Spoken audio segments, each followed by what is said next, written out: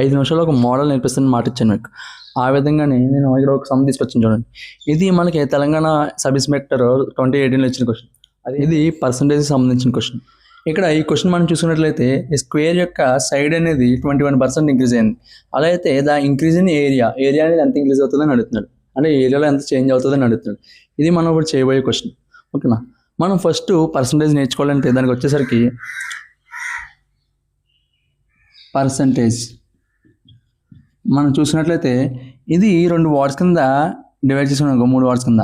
ఇక్కడ ఏంటి పర్ అంటే ఒకదానికి, అంటే ఒక సెంట్ అంటే ఎంత 100, అంటే ప్రతి 100కి ఎంత అనేది.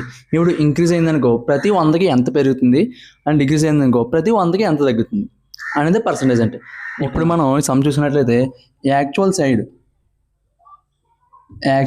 ఎంత ఉంది, చేంజ్ న్యూ సైడ్ ఎంత ఉంది, పోనీ చేంజ్ వదిలే న్యూ సైడ్ ఎంత ఉంది అనుకుని రాసుకున్నట్లయితే యాక్చువల్ సైడ్ అనేది మనం 100 అనుకుందాం. ఇక్కడ న్యూ సైడ్ ఏమవుతుంది 121 అవుతుంది. అంటే 100కి 21% పెరిగిందంటే ప్రతి 100లో 21 పెరుగుతుంది. అంటే 100 తీసుకున్నాం కాబట్టి ఇది 21 అవుతుంది. ఓకే, 121 అవుతుంది. ఇప్పుడు మనం ఇలా చూసినట్లయితే ఇక్కడ ఏరియా ఆఫ్ స్క్వేర్ అంటే ఏంటి, సైడ్ ఇంటూ సైడ్ కదా, ఎస్ ఇంటూ ఎస్ అంటే 100 ఇంటూ 100. ఇప్పుడు ఇది కొత్త దాంట్లో మనం చూసినట్లయితే దీని ఏరియా ఏమవుతుంది 121 ఇంటూ 121 అవుతుంది కదా. ఇది మనం క్యాలిక్యులేట్ చేసి యాక్చువల్ పర్సంటేజ్ అంటే ఏంటంటే మనకు కావాల్సిన రిక్వైర్డ్ పర్సంటేజ్ అనేది ఎలా తీసుకోవాలంటే రిక్వైర్డ్ పర్సంటేజ్ అనేది ఫస్ట్ 121 ఇంటూ 121 చేసుకుని మైనస్ 100 చేసుకుని 100 ఇంటూ 100 చేసుకుని అప్పుడు దీని చేయాల 100 ఇంటూ 100. అంతా చేయడానికి చాలా టైం పడుతుంది. మీకు సింపుల్గా ఒక ట్రిక్ చెప్తాను చూడండి. ఇప్పుడు మీకు ఎప్పుడైనా ఇంక్రీజ్ అయింది అంటే లెంత్ ఇంక్రీజ్ అయింది, బ్రెత్ ఇంక్రీజ్ అయింది అన్న, లేదా ఒక లెంత్ మాత్రమే ఇంక్రీజ్ అయిందన్న కూడా ఒక ఫార్ములా చెప్తాను చూడండి. ఇంక్రీజ్ అని వచ్చిందనుకో ఇక్కడ ఈ ఫార్ములా గుర్తుపెట్టుకోండి, X plus Y plus X Y by 100. ఈ ఫార్ములా గుర్తుపెట్టుకోండి. అంటే ఎక్స్ అనేది ఏంటంటే ఫస్ట్ వాల్యూ సెకండ్ వాల్యూ, అంటే 2 మల్టిప్లికేషన్ చేస్తున్నాయి కదా, అక్కడ ఫస్ట్ వాల్యూ సెకండ్ వాల్యూ. ఈ ఫస్ట్ వాల్యూ అనేది 100 ప్లస్ 21 కింద రాసుకోవచ్చా, దీన్ని కూడా 100 ప్లస్ 21 కింద రాసుకోవచ్చా.